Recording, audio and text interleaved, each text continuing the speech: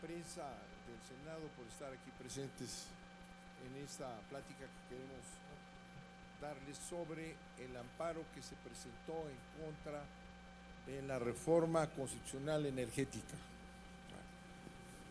Este amparo es de una enorme importancia, como ustedes lo saben, porque así como el gobierno considera que la reforma energética es uno de sus principales ejes de gobierno, ¿verdad?, nosotros consideramos que es una reforma ilegal e inconstitucional. El amparo ha sido manejado por el doctor Jaime Cárdenas y todo el litigio lo ha venido llevando con nuestra participación el licenciado Carlos Mesa Viveros de Puebla, a quien le agradecemos su atención intensa en este trabajo que es, decía yo, de una enorme importancia para el país. El licenciado Mesa va a hacer una exposición respecto al amparo, su contenido y su proyección. Gracias. Muchas gracias, senador. Gracias a todos ustedes por su presencia. Bueno, me concretaré a comentar que el senador Manuel Bartlett, en compañía de dos senadores, compareció en representación de ellos a solicitar el amparo y la protección de la justicia federal contra el proceso de creación de 3 normas constitucionales que fueron materia de reforma. Ustedes las conocen muy bien, las famosas llamadas reforma energética 25, 27 y 28 de la Carta de Querétaro. Debe quedarles muy claro que el amparo no se combate contra el texto de la norma, se combate la serie de violaciones que se van dando para que finalmente se arribe al texto final de la reforma y en su momento se promulgue y se publique y se dé a conocer.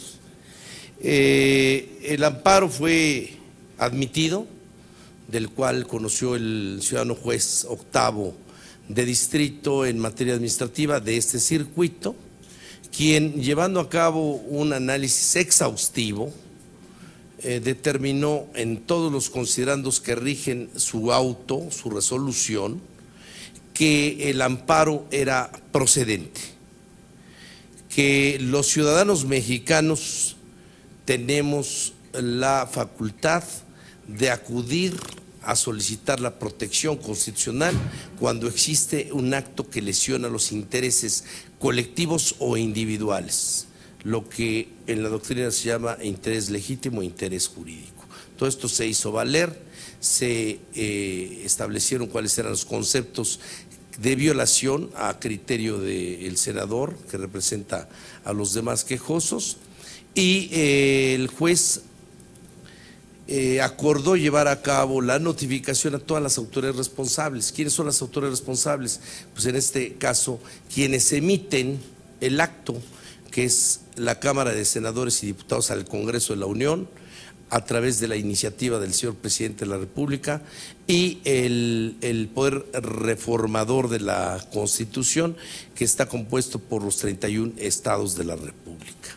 Todos ellos fueron en tiempo y forma notificados para que rindieran sus informes. Esos informes tienen que ser lacónicos en un primer caso para determinar si en efecto ellos aprobaron esta reforma, porque lo tienen que hacer como constituyente permanente, y posteriormente justificar el por qué aprobaron esta reforma. Hecho lo anterior, quiero decirles que para esas fechas, estamos hablando de la fecha de marzo, ya habían más de 10,000 fojas integradas en el expediente. La ley de amparo que entró en vigor el 13 de abril del 2013 permite ahora 5 días, concede 5 días para que las partes que no estén conformes contra el auto admisorio puedan recurrirlo a través de la queja, que es uno de los 3 recursos que prevé la ley de amparo: revisión, queja y reclamación.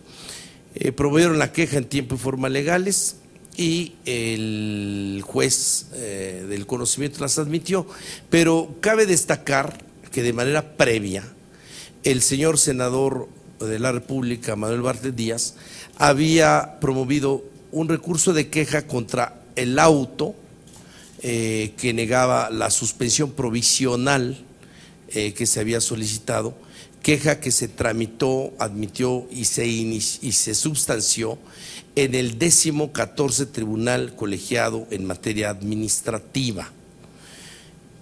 Contra la resolución que resuelve en definitiva la suspensión, la negativa de la suspensión, también se promovió un recurso de revisión que también debió haber sido radicado por el conocimiento que tenía ya el Tribunal Colegiado 14 en el 14 Tribunal Colegiado. Pero no sucedió así. Las quejas fueron remitidas de manera, pues diríamos, extraña al primer Tribunal Colegiado de Circuito en materia administrativa, violando flagrantemente el acuerdo del Consejo de la Judicatura Federal en sus artículos 9 y 17, que establece que cuando un tribunal colegiado ya tiene conocimiento, como había sucedido con el 14º de colegiado en materia administrativa, pues todas las demás quejas siguen la suerte del principal, del primero. Entonces tendrían que haber sido todos al 14º, ¿no? Se fueron al primer colegiado. De manera sistemática, considerando, porque así lo establece la ley de amparo, lo establece la Constitución General de la República en el artículo 107, que cuando se trate de asuntos cuyo interés y trascendencia sean de naturaleza trascendental o nacional, debe conocer la Suprema Corte de Justicia de la Nación.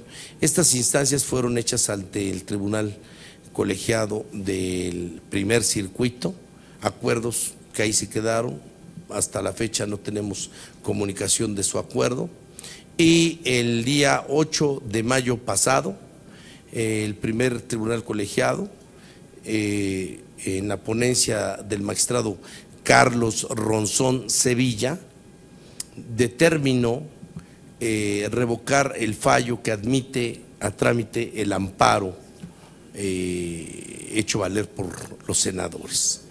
No establece las razones por las cuales desecha, sencillamente ordena desechar, y por lo que hace a las quejas 78, que es la de los senadores, y la 80, que es la de los diputados, pues él elige la 79, que es la del presidente de la República. También me parece un poco extraño. Y otro error más, no lleva a cabo la acumulación que debería haber llevado para resolver en un mismo fallo las tres quejas. Las otras dos las declara sin materia y a la fecha no hemos sido notificados de manera formal a través del instructivo respectivo del fallo de mérito, ¿no?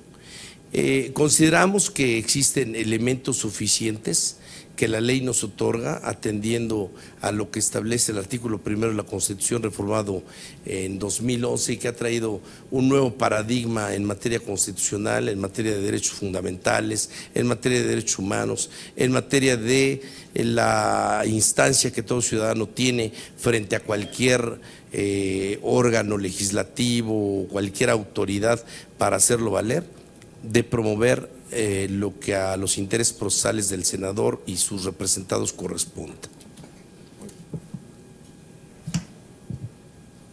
A reserva de que hagan las preguntas que consideren importantes para ustedes, le voy a pedir al doctor Cárdenas, que ha sido de una enorme importancia, es un hombre de una gran capacidad al más alto nivel de este país, es el redactor del amparo. ¿Qué seguiría después de lo que ha planteado el licenciado Carlos Mesa? ¿Qué seguiría, Jaime, por favor? Sí, desde luego, yo creo que lo importante que debemos informar a la ciudadanía, a los medios de comunicación, es que continuaremos impugnando. Ya el licenciado Mesa explicó claramente pues distintas violaciones en las que incurrieron los magistrados que conocieron de una de las quejas, porque sin acumular todas las quejas que existían, hubo quejas que promovió la Presidencia de la República, el Senado, diputados, el propio senador Bartlett. En lugar de acumular todas las quejas, solamente resolvió la queja que promovió la Presidencia de la República, el consejero jurídico de la Presidencia, este señor que, entre otras cosas, es el responsable de la determinación sobre los haberes de retiro, pero es otro tema, de los magistrados del Tribunal Electoral, ¿no? Pero sí lo menciono porque es muy extraño lo que ocurrió en el Tribunal Colegiado.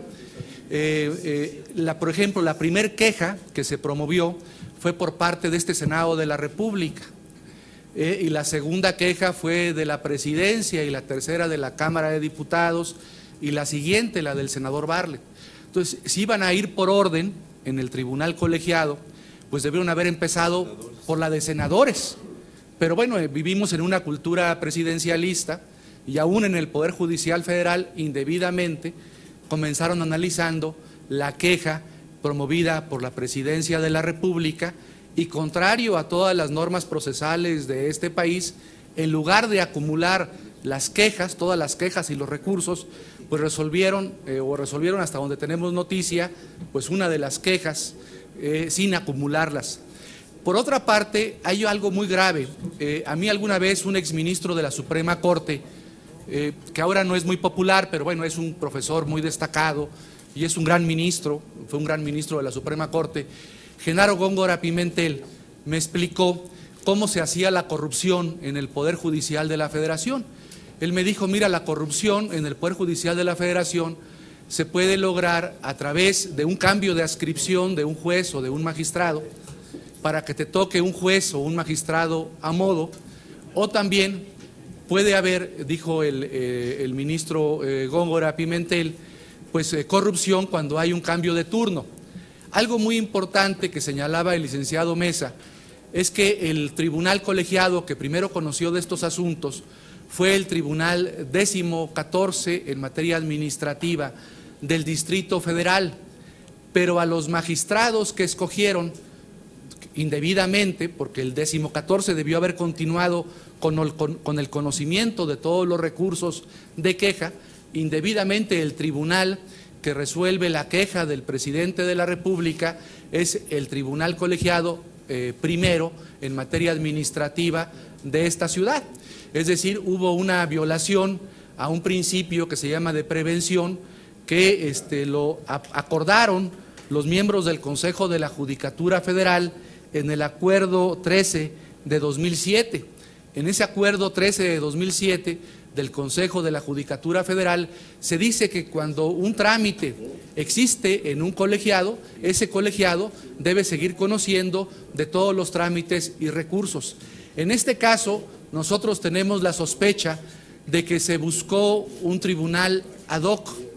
Nosotros ya habíamos hablado con los magistrados del Tribunal 14º en materia administrativa, el senador Bartlett, fuimos a plantear los argumentos ante esos magistrados, pero finalmente a quien se dio el trámite para el conocimiento de la queja que promovió el presidente de la República fue al Tribunal Primero en materia administrativa, lo que nos parece muy sospechoso. Por eso estos magistrados, Carlos Ronzón Sevilla, Julio Humberto Hernández Fonseca y Joel Carranco Zúñiga, pues deben ser investigados. Tenemos que preguntarnos por qué se escogió a estos magistrados, si eran blanditos, si eran dóciles ante las instrucciones del gobierno para que conocieran de este recurso de queja, y también saber por qué no acumularon todas las quejas que existían y que habían promovido la Cámara de Senadores y la Cámara de Diputados. Entonces, una vía de lucha pues va a ser el planteamiento, posiblemente lo estamos estudiando, de quejas ante el Consejo de la Judicatura Federal en contra de estos 3 magistrados del Tribunal Primero en materia administrativa del DF. Y además vamos a estudiar la vía jurídica nacional para poder impugnar pues la determinación del Tribunal Primero en materia de distrito sobre este caso, sobre esta queja.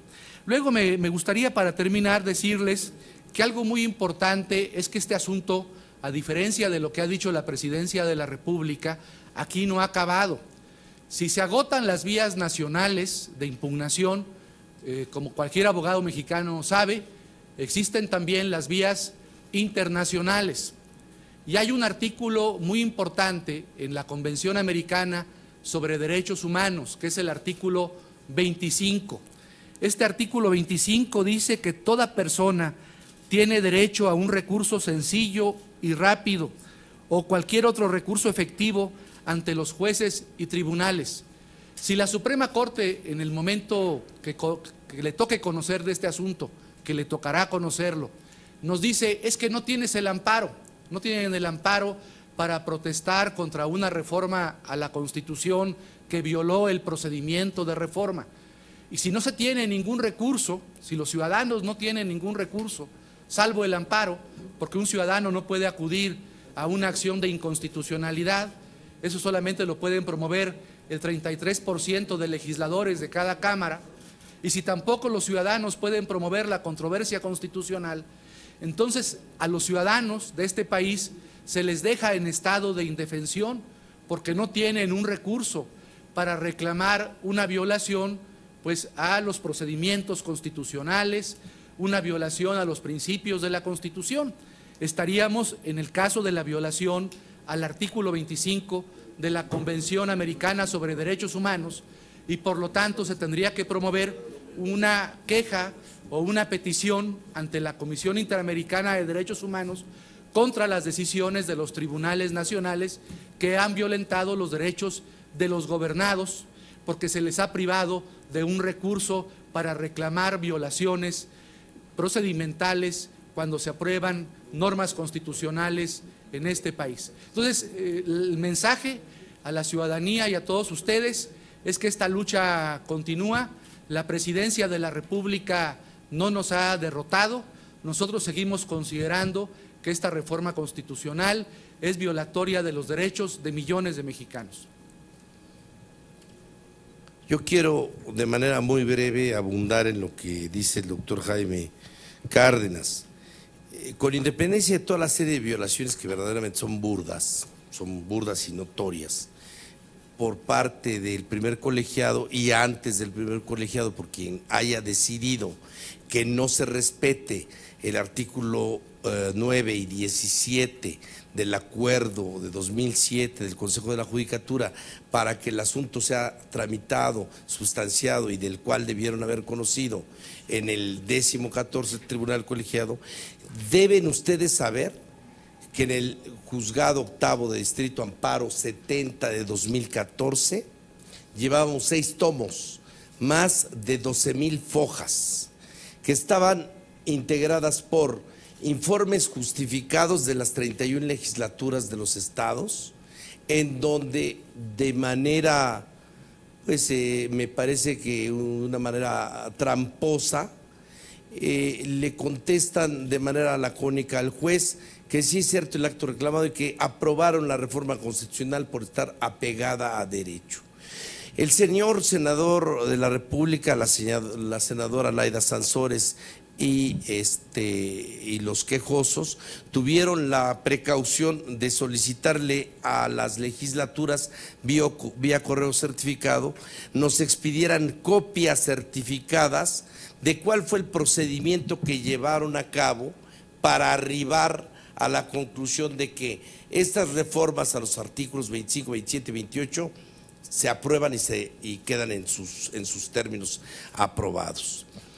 Posteriormente le solicitamos al juez, demostrándole que así habíamos instado a las legislaturas, que por su conducto se les requiriera, nuevamente viene una trampa por parte de las legislaturas o de quienes ustedes quieran pensar, en lugar de darle copias certificadas a las personas autorizadas por los senadores para que tengamos en nuestras manos elementos para demostrar las inconsistencias y las violaciones al artículo 135 de la Carta de Querétaro, vuelven a contestar lo mismo al juzgado de distrito. El señor senador, conjuntamente con la senadora Laida Sansores y el senador Monreal decidieron que terceros interesados, de acuerdo a los términos que establece la ley de amparo, son terceros interesados, aquellos que tienen interés en que el acto que se está reclamando en el amparo subsista, deben ser llamados a juicio. En el amparo hecho por el doctor Cárdenas, así se hace saber: notifícales a todos aquellos que tienen interés en que el acto reclamado subsista. Y ustedes recordarán aquel famoso Pacto por México que suscriben, entre otros, el presidente del PRI a través de su representante, el presidente del PAN, el presidente del PRD, el secretario de Gobernación, donde no solamente ponderan, sino consideran con gran beneplácito que esta reforma energética traerá como consecuencia la detonación y el crecimiento económico de este país. Luego entonces son terceros interesados en que el acto reclamado, que son las reformas, subsistan. Atinadamente los tres senadores, el senador Monreal, la senadora Laida y don Manuel, decidieron que habíamos que promover una queja contra una solicitud ante el juez de distrito para que, siendo ostensible que ellos tenían interés, fueran llamados al juicio y manifestaran lo que a su derecho correspondiera, porque ellos, en términos del 41 constitucional, son dirigentes de un partido político y de una colectividad. El juez determinó que no debían ser llamados y contra esa resolución nos fuimos a la queja, de la cual también extrañamente, como le decía Jaime, violando el acuerdo del Consejo de la Judicatura, lo mandan al juzgado primero de distrito en materia administrativa para su conocimiento, y esa queja no es tomada en cuenta en la resolución electrónica, porque no conocemos el contenido, dice que queda sin materia. Entonces nos dejan en un gran estado de indefensión, no hay congruencia en la resolución de los juzgadores, no sabemos qué es lo que dicen, cuál es la razón por la cual desechan o no desechan. En el amparo también elaborado por el doctor Jaime Cárdenas y los senadores, se combate por inconstitucional el artículo 61, fracción primera de la ley de amparo, que establece la improcedencia contra normas constitucionales. Ojo, que no contra el procedimiento de creación de las normas constitucionales. Entonces, eso debe quedar muy claro, porque los medios de comunicación trascendieron el hecho de que se había desechado la demanda porque no procedía el amparo contra normas constitucionales. Ese no es el tema, ni fue materia de la litis. Este artículo 61 es de vital importancia y tampoco es tocado, tampoco se soslaya y lo dejan ahí. Las jurisprudencias emitidas por el juez de distrito que admite la demanda, juez octavo de distrito, amparo 70 de 2014, es un fallo fundado, motivado y de una gran exhaustividad para determinar que no opera ni se surte la hipótesis del 113 de la ley de amparo, que debe o ordena al juzgador desechar por notoria e indudable improcedencia una demanda. Cuando los ministros de la Corte se han pronunciado, no en uno, en más de 20 o 25 asuntos, en el sentido de que sí procede y otros de que no procede. Y el Pleno de la Corte ha determinado en jurisprudencia firme que cuando haya duda debe operar un principio que se llama de mayor beneficio. Y ese principio de mayor beneficio opera en favor de los quejosos, que son ellos. También fue soslayado. Quiero decirles que este fallo es un fallo que apenas empieza para efectos del procedimiento. Y digo apenas empieza porque pues podemos hablar de 2018, 2019, no lo sé, para que se resuelva, porque tiene que llegar a donde debe llegar, que es la Suprema Corte de Justicia de la Nación, lo que hicieron valer los senadores de manera insistente y peticiones que fueron desatendidas por el primer tribunal colegiado de manera muy extraña.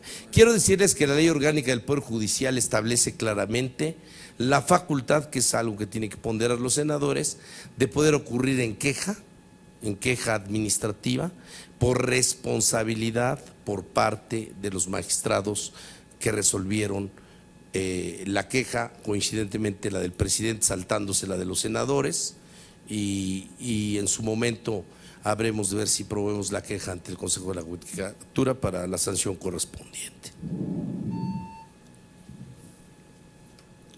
Yo quisiera recordar que cuando se conoció por internet este fallo de ese tribunal colegiado, tuvo una gran cobertura en los medios. Aquí tengo, por ejemplo, Crónica, que termina diciendo que esto es definitivo, ¿verdad? Que se indica que la Constitución no puede ser objeto de control de los tribunales. Lo mismo en Ovaciones, también tengo en el Universal, en el Excelsior, un planteamiento que obviamente corresponde a algún boletín que se dio, dando por terminado este procedimiento, este proceso. Pero por eso teníamos un gran interés en platicar con ustedes para que los elementos de este juicio queden claros ante la opinión pública. Y yo esperaría que quienes le dieron tanta importancia, como debe de ser, a ese desechamiento, ¿verdad?, tomen en consideración los argumentos que hemos señalado. No es cierto que la Constitución no puede ser controlada por los tribunales, eso es lo que estamos demandando con toda claridad, ¿verdad? Aun cuando está en el artículo que es de la ley 61 que no procede el amparo contra reformas constitucionales, no establece lo que tuvo siempre ese artículo. Si no procede contra el contenido, sí, pero sí procede contra el procedimiento, ¿verdad? Porque es muy claro, y esto es importante aclararlo para que la opinión pública nacional tenga muy claro lo que se está discutiendo.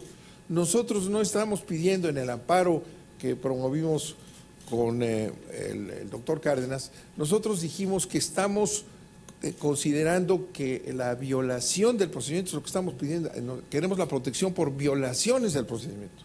No estamos atacando el contenido de la Constitución.